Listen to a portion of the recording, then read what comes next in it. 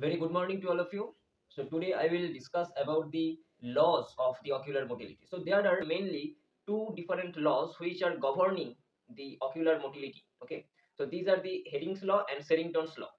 First one, the Sherrington's law of reciprocal innervation, and number two is the Herring's law of equal innervation.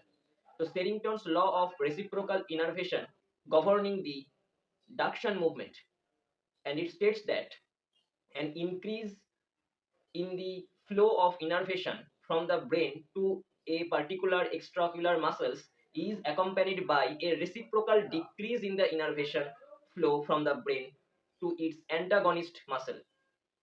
Okay, so for example, when we look at the right side, the right lateral rectus is stimulated, and the right medial rectus, which is an antagonist for this movement, the stimulation is decreased to this muscle.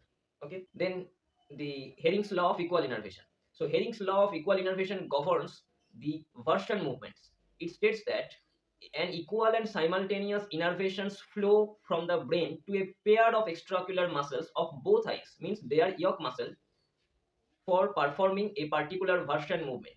For example, during dextroversion means like this: right lateral rectus and left medial rectus both are simultaneously innervated. Okay, so this is all about the fundamental laws which are governing the ocular motility.